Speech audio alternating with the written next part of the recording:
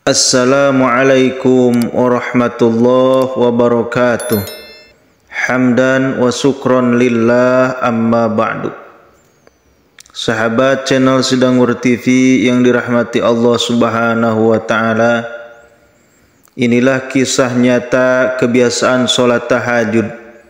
Dampaknya sangat luar biasa untuk kehidupan.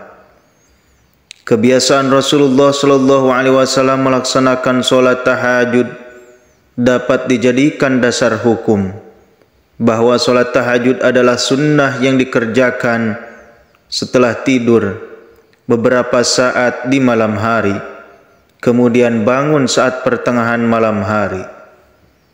Sholat tahajud adalah waktu untuk berkomunikasi kepada Allah Subhanahu wa Ta'ala, di mana umat muslim dapat mencurahkan segala isi hati dan memohon pertolongan kepada Allah Subhanahu wa Ta'ala.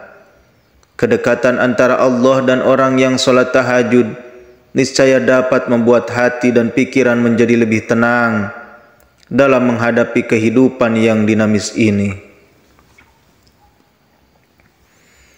Sebagaimana yang dijanjikan Allah, para mujtahidin akan mendapatkan derajat yang mulia di sisinya. Tidak sedikit orang yang telah merasakan dan membuktikannya. Kehidupan mereka menjadi lebih baik, tentram, selalu memperoleh jalan keluar dan kemudahan dalam setiap permasalahan, bahkan mendapatkan keajaiban-keajaiban tertentu yang sulit ditangkap dengan nalar biasa. Pengetahuan akan keutamaan tahajud telah mengantarkan para pemiliknya senantiasa mendirikan sholat yang biasa disebut Qiyamul Lail ini seperti seorang pecandu. Seperti halnya Rasulullah Shallallahu Alaihi Wasallam yang tidak pernah meninggalkan sholat tahajud dalam kondisi dan situasi apapun. Kemudian sekian banyak kisah para pencandu ini telah menjadi suri tauladan dan tempat pembelajaran bagi yang lainnya. Bahkan sebagian dari kita telah konsultasi kepada pecandu tahajud karena didera masalah berat. Lalu solusi yang diberikannya ternyata hanya dengan mendirikan sholat tahajud ini. Setelah itu apa yang terjadi? Tahajud telah menjadi pil ajaib yang menyembuhkan berbagai penyakit. Masalah kehidupan yang mereka alami berangsur pulih dan mendapatkan kemudahan dalam setiap permasalahan. Kesombongan terhadap Allah kini mulai mencair. Mereka lebih meyakini secara hak atas syariat dan janji Allah Subhanahu wa Ta'ala. Ada kisah dari seorang syekh yang ingin melakukan perjalanan dari Kairo untuk kembali ke Arab. Sebelum melakukan perjalanannya tersebut, ia ingin mampir ke salah satu masjid di Kairo tempat ia melakukan ceramah di hari sebelumnya. Setibanya jam 2 malam, syekh itu menemukan orang di mihrab sujud sambil menangis. Dia merengek kepada Allah dalam sujudnya sampai syekh ini berkata, "Ya Allah, kabulkanlah permintaan orang ini," walaupun dia belum mengetahui apa yang diminta oleh orang tersebut. Selesai dia sholat, syekh itu mendekatinya dan berkata, "Masya Allah, doa apa ini? Luar biasa. Doa yang diikuti tangisan di sepertiga malam menjelang subuh. Allah turun ke langit bumi mengabulkan ini." Kemudian orang tersebut menjawab, "Demi Allah Syekh, istri saya sekarang lagi dirawat di rumah sakit dan saya harus bayar 14.500 pon Mesir.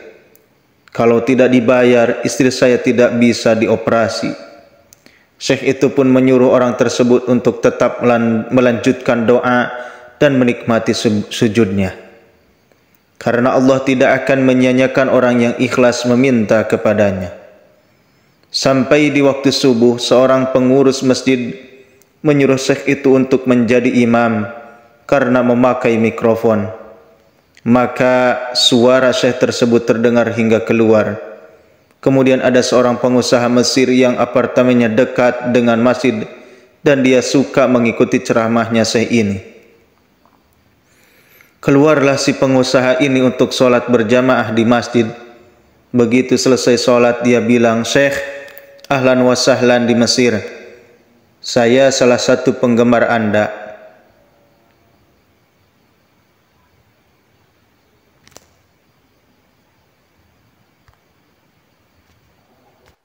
Kemudian orang itu berkata, "Syekh, saya mau minta tolong satu hal.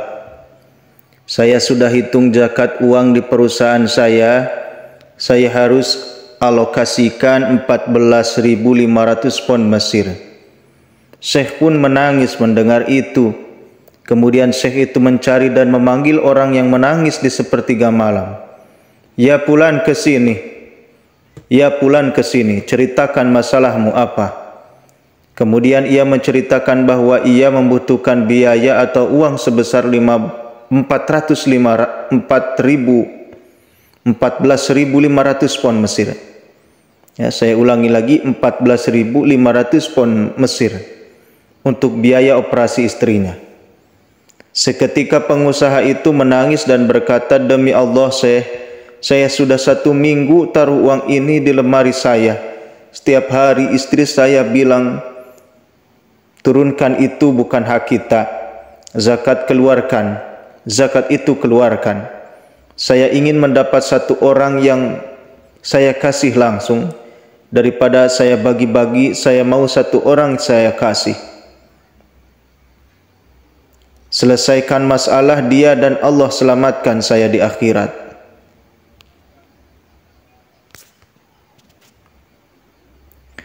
Lantas diberikanlah uang 14.500 pon Mesir kepada orang yang membutuhkan tersebut.